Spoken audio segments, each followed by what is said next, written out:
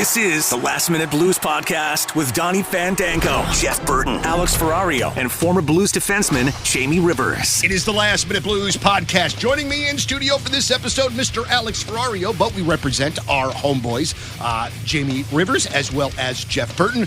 Alex, how are you this morning, good sir? I am great, Donnie, because we have seen a couple of Blues victories, and frankly, compared to what last season was, this makes me very happy. Yeah, it seems like, you know, man, I mean, I try to not get too crazy about things here. That's one of the things, man, as a sports fan. All right, so here, I'm going to start on this.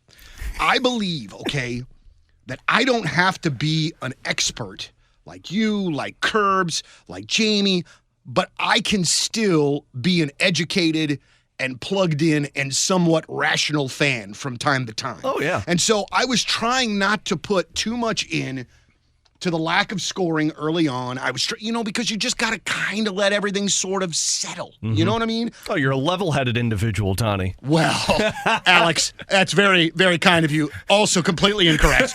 I'm just trying to be a better sports fan, really. But but I just feel like, we've definitely seen some positives out of this so far. And also, too, man, even just a few games in, I'm just still so stoked that, man, tonight we get to watch hockey. I know. That's the part for me that I just get excited. First of all, though, what's so funny about it when you say, educated about the sport or the expert, I feel like fans have such access to teams now that they're getting to the point where they have that education and that expertise with the team. I mean, Bally's does a phenomenal job of showcasing, the locker room and talking with players, and you're also hearing from coaches on both the radio and the television broadcast. Both broadcasts give fans the opportunity to feel like you're in that room. Now, the only difference is, of course, at practices, you're not there and you're not around the team, but then you think of all the guys who relay the information to you, Curbs and Joey and Jamie and John Kelly and all of the other reporters. People have access compared to what it was in the past where, man, you got to imagine that expertise is so much better than what it was in the past. And I got to say this, man, and I'm going to piss some people off when I say this, and I'm fully okay with it. Hold on, 5 minutes in. All right, let's piss some people off. When you are watching, and I'm saying this to 99% of the Blues watching audience, maybe 99.5%, when you are watching Colton Parayko or Marco Scandella or whomever the whipping boy is this week, and you're bitching about it, you, most of the time, do not know what in the hell you're talking about. You don't. Maybe you do. Maybe you played, but even still, there is a reason that you are on your couch and not coaching somewhere professionally. And also, I think that as fans, man, we have information now. Listen, I get lost in the world of analytics, okay? There's only so much of that in which that my brain can make work, okay? But, man, I read, all right? I read multiple sources, not just Blues stuff, national NHL stuff. So, man, I try to put the picture together for myself. And I really, man, I have a hard time with the uneducated hockey fan that just bitching on Twitter non-freaking stop. Mm-hmm. Unless the Blues are beating people 6-0 every night, they're going to complain about something. It's a joke. It's so funny that you say this because we were doing the show yesterday where we were on BK and Ferrario and we were talking about the Blues. And I was talking about how they're getting outshot significantly and their offense isn't there, but they've limited their opponent minus that Arizona Coyotes game to a total of 4 goals in 3 games. And I told BK, I said, it's amazing how last season we were complaining so much about, this defense can't stop anything. Nobody's afraid of this defense. They're small. They don't know how to defend the front of the net. The backdoor tap-ins. Now, Donnie, 3 out of the 4 games that you have played, defensively, you looked fantastic. Well, they got no offense. They can't score goals. What's the heck's wrong with this team? Well, you got to get more offense if you want to be successful. Man, offense comes. Offense finds its way. Takes a couple of weeks to get into the rhythm. Also, let's look at the Blues that played a game, 2 days off, a game, 4 days off, game, 2 days off, game, right back at it. Not the consistency is difficult with this. But if you're worried that the offense isn't going to come and not looking at the fact that defensively, you held the Dallas Stars to 1 goal, You held the Seattle Kraken to 1 goal, and you just held Sidney Crosby, Evgeny Malkin, Erik Karlsson, Chris Letang to 2 goals. Well, and also, too, dude, you got Buch. You got Pavel Buchnevich that's out for the last couple of games, too, which is a huge part of the Absolutely. offense. My problem is this, man. We're fans. We have all of this information to be good fans. I mean, educated fans. And it just drives me bonkers when I go and I'm on Twitter and I see somebody go, X player doesn't even deserve to be in the NHL. Please stop. Please stop. Please, because you're wrong. And it just drives me absolutely crazy. And I love that we all have this passion. And there are going to be nights that we get pissed off. And there are going to be nights that we're going to be unhappy. And I totally get that. But, I just feel like the Blues fan, they just want to have something to complain about. No matter what. And, if you're looking for perfection, where are you going? You know what I'm saying? Yeah. Where are you going in the NHL, for perfection? There's great teams. I'm thinking this last night. So I saw on the Blues press release for the game today that I believe that today is Doug Armstrong's 1,000th game as the Blues general manager. You are correct. All right. So I'm thinking about this last night. And outside of Brett Hull, I cannot think of someone more important to the history of this Blues franchise than Doug Armstrong. Yep. And I know that there is a certain populace of the fandom that doesn't think that this guy is incredibly great at what he does. And I don't understand that, man. I mean, I don't know what more Doug Armstrong could do. He's made mistakes. 100%. Tell me a GM that hasn't. Yeah. All right. And it seems like if he makes a mistake, he's quick with the pivot to figure it out and to fix it. So it's just frustrating for me. I just don't know what people want. That's kind of it, man. You know what I think the problem is, and it's not just St. Louis Blues fans. Every team goes through this. Sports fans, whatever. It's when you look at teams around you and the success they're having currently, you forget about what you've done overall. And Cardinals fans go through this too. Yeah. As much as I can sit here and talk about the difficult last couple of years for the Cardinals because of John Mozeliak, you look at the overall success. So Jeremy Rutherford had this piece on The Athletic about Doug Armstrong's 1,000th game tonight, and it's a phenomenal piece. So when Doug Armstrong was brought in 2010, and now he has been, it's 13 years, it's 100 or 1,000 games as the general manager for the Blues. Here are the amount of teams that have had more general managers than what the Blues have gone through. Vancouver, Toronto, Pittsburgh, Edmonton, and Calgary have all had 5 general managers in that time frame. Man. Philadelphia, Buffalo, Arizona have had 4. San Jose, Rangers, Devils, Canadians, Wild, Panthers, Avalanche, Ducks, Jets have all had 3. Think about that, Donnie. I just listed over half of the league that have gone through 3, 4, or 5 general managers in that time frame. Meanwhile, Doug Armstrong has not only been with this team, but he has put together a 614 points percentage, a 560 win record with 332 losses and 107 overtime losses. You want to add in postseason, a 463 point percentage. This dude is successful. And going back to what I mentioned, I think what fans fall victim to is you see the other success teams. You see the Colorado Avalanche that are just unstoppable. You see the Vegas Golden Knights, and you think, well, why can't I have that? Mm-hmm. Why can't I have the nice shiny toy that Donnie has? Yeah. I want that one. Yeah.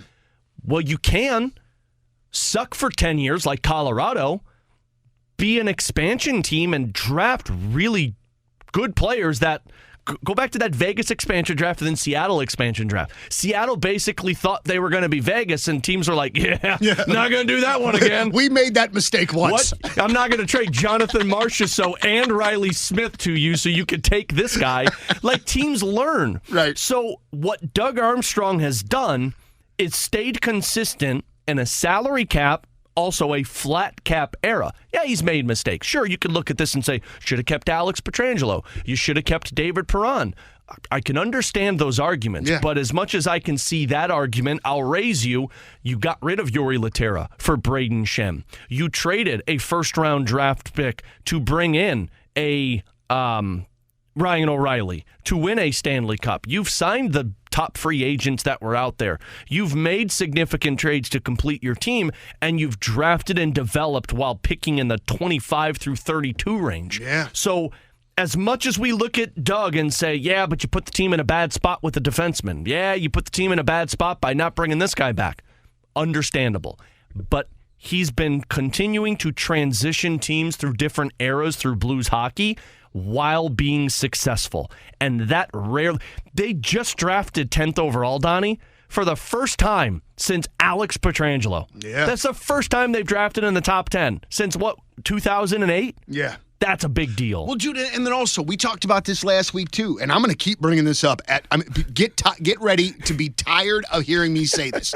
But when you have World Juniors coming up, and your organization could potentially send 9, 10, 11 players to play in this thing, you are doing something right. The culture here is different. It's a different mentality. We have different expectations now than we did before Doug Armstrong came here. And so it's just, man, I don't know, man. I just find myself to be incredibly, incredibly thankful and grateful that I have gotten to be a Blues fan during this particular time. And it really, really chaps me when people get too crazy on Armstrong because, again, not perfect, man, but I think that this team is in a good place. We're not winning the Cup this year. I get that, but going forward, there's lots of reasons for optimism, even if, God forbid, they don't make the playoffs this year, which I think they will, but there are many reasons. The other thing, too, Donnie, that you talking brought this to my mind, why there's so much respect for Doug Armstrong is he's not quick reaction. He's not like when something goes wrong, I got to make a trade. I got to fire somebody. Think about, the last couple of years, Craig Berube could have been fired.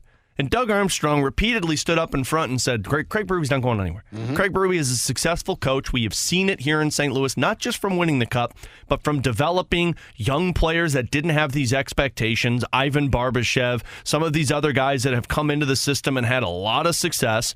But he's also not quick to just try and make moves to make moves. And this is the one thing I always... You see other general managers, and now he's not there anymore. Kyle Dubas, when he was with the Toronto Maple Leafs, people in Toronto would always be so frustrated because they wouldn't make significant moves or they wouldn't make trigger-happy moves.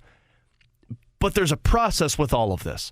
And Doug Armstrong, he sees it like a chessboard, where if I make this move, 5 moves from now, I could be putting myself in a hell of a spot. Whereas I'm going to make this move because I need to make this move. Now, he's done that. Go back when they traded for Ryan Miller.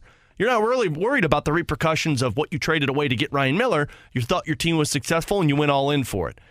But you also look at the big picture and you say, where is my team at right now? And let's not forget what he told us last year. This is a 2 to 3 year process. He said it's like the LA Kings. And if that's the case, this is year 1 of that 3-year rebuild. And in year 1, you got a top 10 pick. You got a couple of other prospects who are making a lot of noise right now. I don't know if people have paid attention, but Jimmy Snuggerud is the best player in college hockey right now. Ooh, I didn't know that. Yeah, he's got 7 points in 4 games. He scored 4 goals in 1 game. He's incredible. You've developed and locked up a core on your NHL team. You've got your coaching staff. You've got depth on goal, which, we know how tough that is in the NHL. If you don't have goaltending, your team's going to stink. Listen, as a Blues fan, we should be so thankful for the goaltending. You're 4 deep right now compared to what we used to be, where I was Roman Turmick, he's a goaltender, right? But you've got all of those pieces in place of a 3-year retool. And I understand, man, it's skeptical because you look at the team and you look at the no trade clauses in the contracts. But then look at what the start of this season has been, Donnie. When everyone was like, well, you can't bring back the same defense. It's going to be awful. You're going to have the same year last year.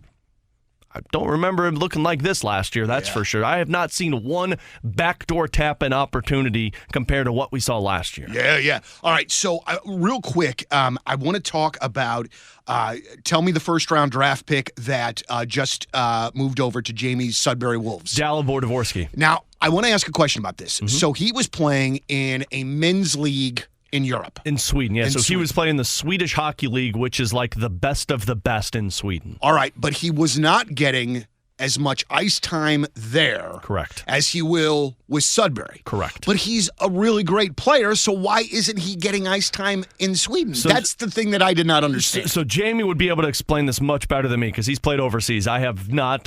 Frankly, I suck at hockey. So he was his draft rights or his rights were selected by the Sudbury Wolves when he was like they do drafts every year of selecting young players that play on their team.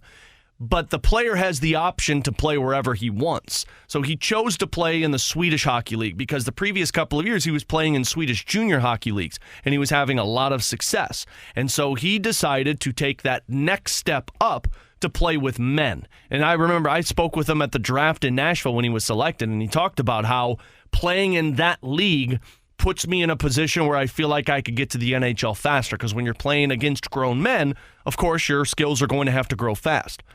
But he's also 17, 18 years old playing with guys who make this their career. Yeah. And the thing about the Swedish Hockey League is they're not about developing players. They're all about winning championships. Okay. So if you put a 17-year-old or an 18-year-old who still hasn't even grown into his man weight yet or his man strength yet and is still learning parts of the game, you're putting him on one of the better teams in the Swedish Hockey League that's trying to win a championship. You're not getting ice time. Mm-hmm. So it started off where he was getting some ice time, and then you just kind of slowly progressed like teams do. You move him down the line, and the next thing you know, the Swedish Hockey League can dress like 13th forward, so they have the extra man.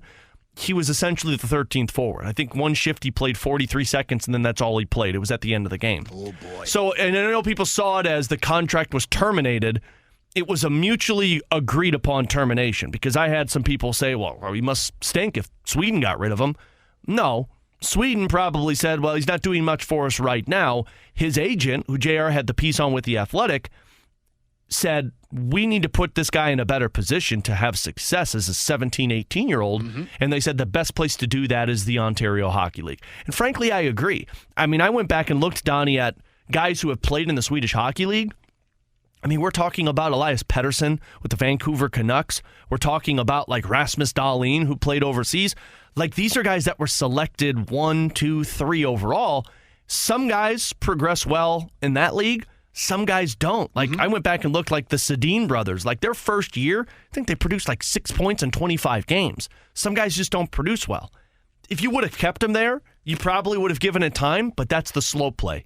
And Doug Armstrong and company want to make sure this kid progresses the correct way. Mm-hmm. So you go to Ontario, you play on the top line, you play with the best of the best in junior hockey, guys your own age, and you build that confidence back up and build that skill up while you're not sitting on the bench. And while you're building up your man body and all of that and growing into it and all those sorts of things. But again, it's pardon me, it's somewhat similar to why you Zach Bolduc, why you make sure that he's in Springfield, so he's playing every day, playing all the time, and not up here scratched. Why you sent Jake Neighbors back to the junior hockey league his first year here, where you said he's not playing in the NHL, we can't send him to the AHL, so rather than keep him at the NHL and healthy scratch him, we're sending him back to where he could play against guys his own age and have one more year of success. And what is honestly very true, and I don't exactly know where he's ranking right now, but I am pretty certain that Jamie Rivers ranks in the top 5. Oh, yeah.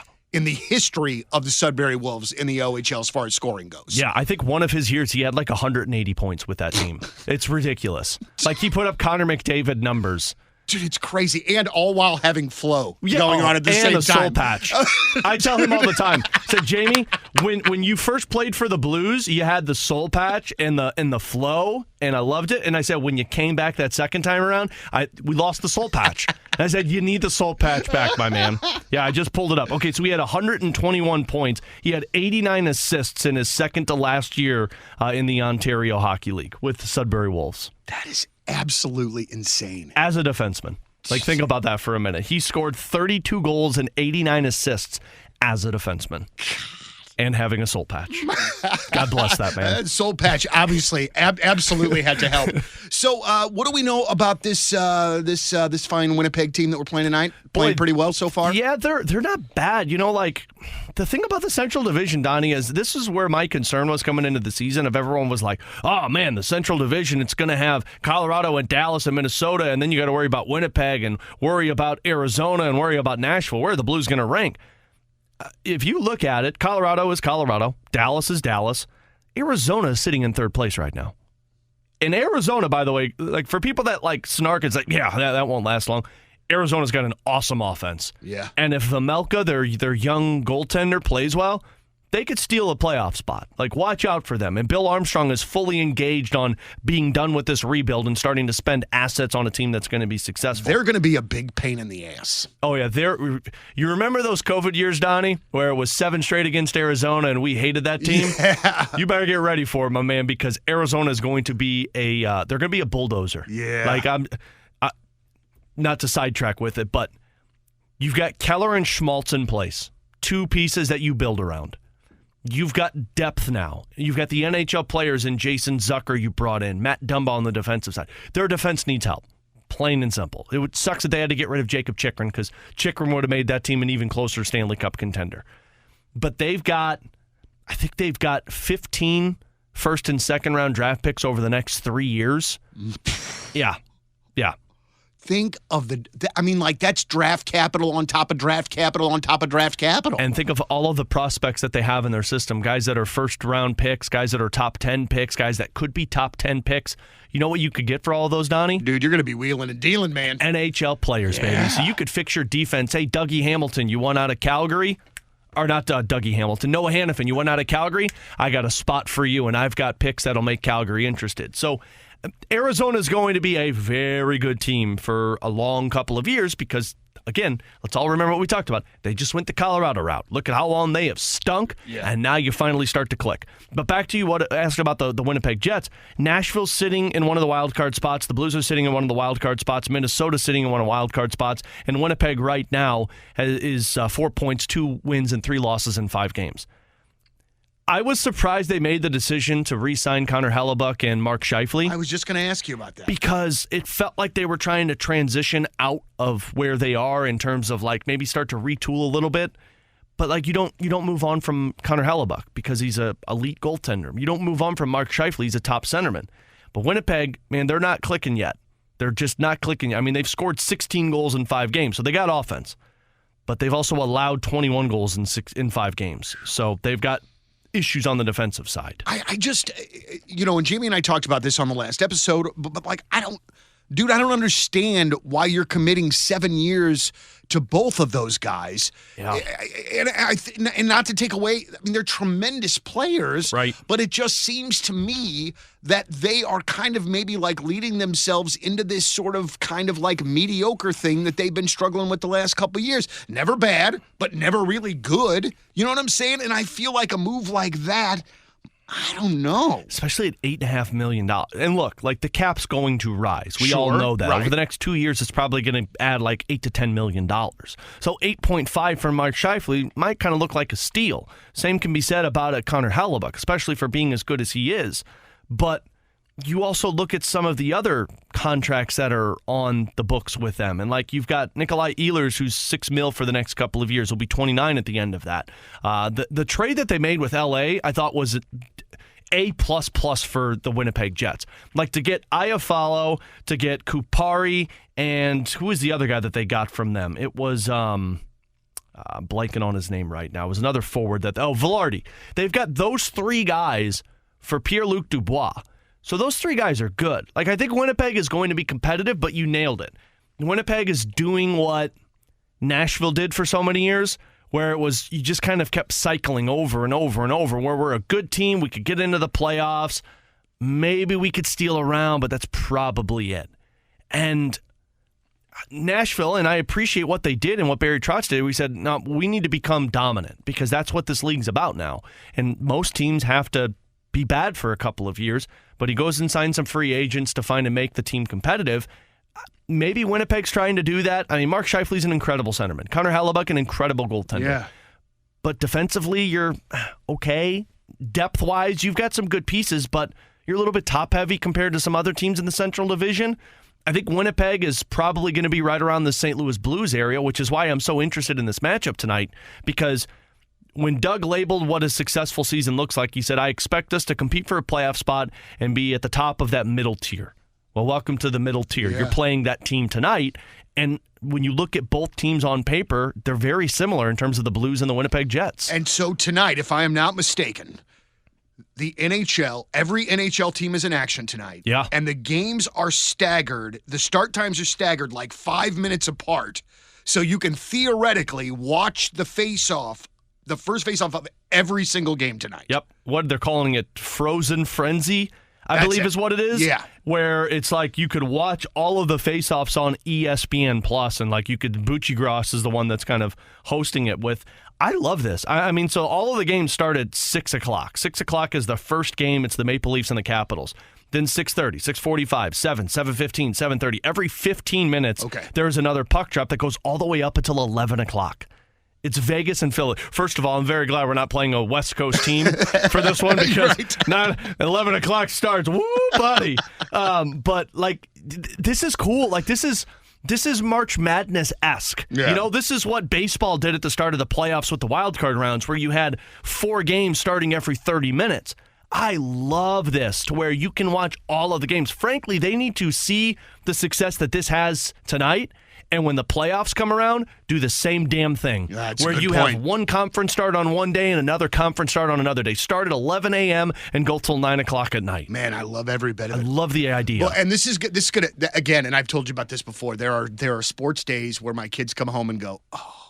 And this is going to be one of those days because Game 7 is tonight, too. Yeah, Philadelphia and Arizona. Philadelphia and Arizona. So I definitely am going to have to be peeking in on that.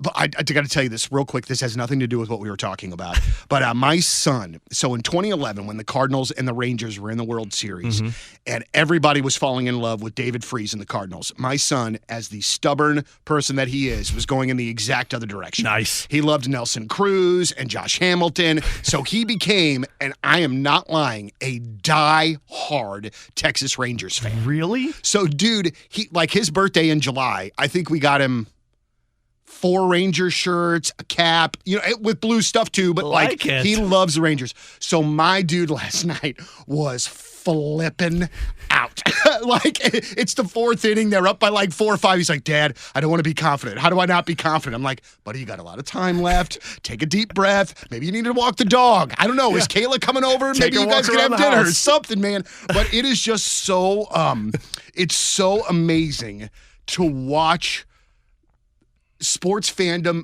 through somebody else's eyes. Yeah. Because, dude, I don't care about the Rangers. Whatever. Right. I like Bruce Bochy. You know what I mean? But, whatever. Yep. But, I'm watching it last night because of him, and I'm watching my phone, and I just want my Cardinals back in that. Yeah, I know. In that mix. I miss it so much. And then, man, when you see Adolis Garcia just mash, it breaks my heart.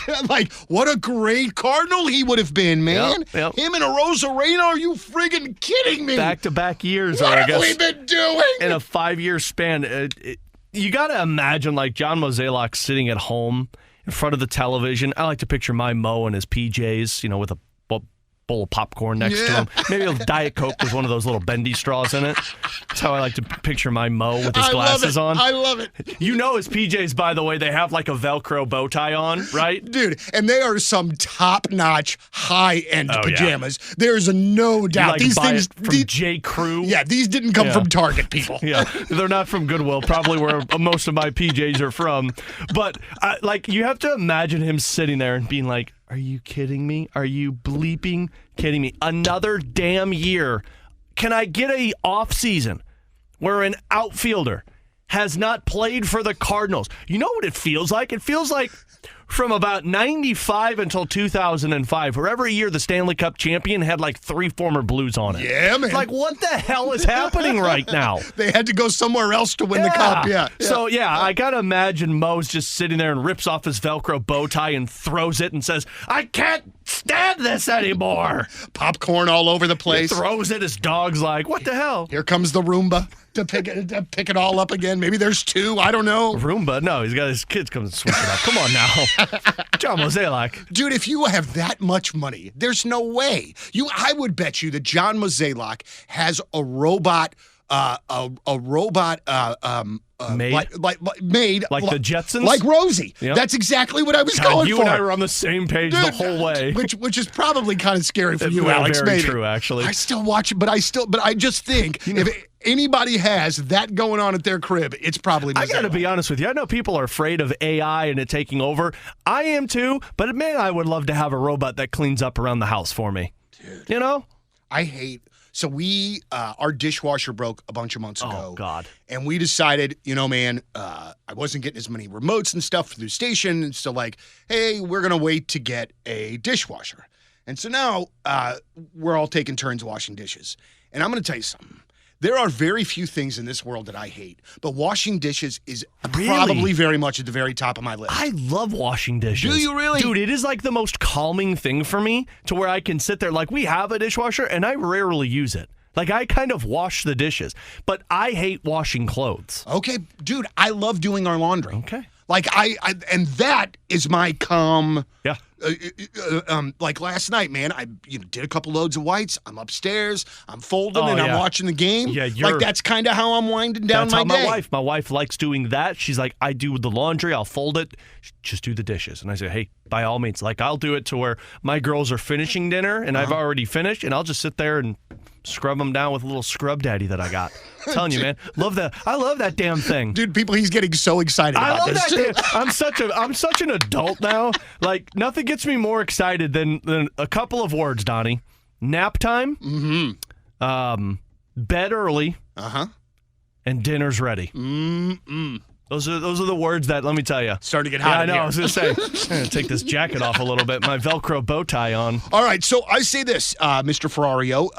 I say we do another episode on Friday. 2 in 1 week? 2 in 1 week. Let's do it. I love it. For Jamie Rivers and our buddy, Jeff Burton. It's Alex Ferrario, Donny Fandango. Thank you very much for listening. It's the Last Minute Blues Podcast. As always, let's go Blues. The Last Minute Blues Podcast. Hear more at 1057thepoint.com.